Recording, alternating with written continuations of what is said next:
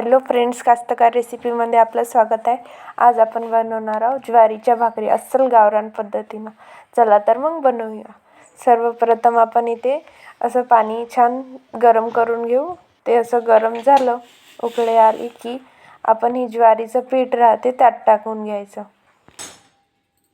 असं आपण चमच्याच्या मदतीने आपण असं परतून घ्यायचं. छानपैकी सगळं मिक्स करून घ्यायचं आणि ते असं मिक्स करून घेतलं की आपण असं हाताने पूर्ण असं घट्ट असं दाबून द्यायचं, जेणेकरून आत जे गरम पाणी टाकलं होतं आपण, त्याने जे पीठ गरम झालं होतं ते बाहेर वाफ नाही गेली पाहिजे आणि आपलं पीठ तसंच गरम राहिलं पाहिजे म्हणून.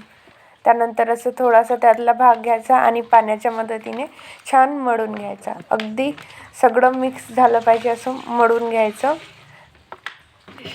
यात आपण आता दोन प्रकारे बघणार आहोत कसं बनवायच्या भाकरी. तर एक जुन्या पद्धतीने आणि एक नवीन पद्धतीने, सोप्या पद्धतीने.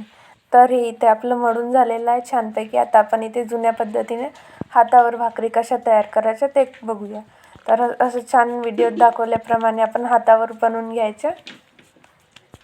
असं हातावर अशी मोठी केली, सर्वीकडून सारखी झाली पाहिजे म्हणून असं आपण पातळ करून घ्यायचं हाताच्या मदतीने. बोटांच्या आपल्या की कुठेच पण जाड नाही राहिलं पाहिजे, सगळीकडं सारखं झालं पाहिजे त्यासाठी. आणि आपली आता भाकर तयार आहे. आपण अशी ते ताव्यावर टाकून घ्यायचे. असे टाकून झाले की आता आपण असे परतनीने पलटून घ्यायचं, जेणेकरून जे विस्तू आहे ते सगळीकडं लागलं पाहिजे. आणि ती आता अशी छान आपण परतनी घालून बघायचं की कुठे चिटकून वगैरे आहे का. त्यानंतर असं पलटून घ्यायची भाकर आपली. अशी पलटून घेतली की बघायचं सगळीकडून व्यवस्थित झाली की बघून घ्यायचं. त्यानंतर ती आपण अशी आता आपली राहिलेली भाकर ते आता शेकून घ्यायसाठी आपण असे निवे म्हणतात आमच्या इकडे, निव्यावर आपण छान शेकून घ्यायची. ही आपली आता भाकर तयार आहे. आता आपण दुसऱ्या पद्धतीने बघूया कशी बनवायची. तर हे आता आपण मळलेला तो उंडा होता तो घेऊन घ्यायचा आणि हाताच्या मदतीने असं पोळपाट असते त्यावर आपण असं पसरून घ्यायचं. खाली आपण पॉलिथिन टाकली होती तर आपल्याला उचलायला मदत होते.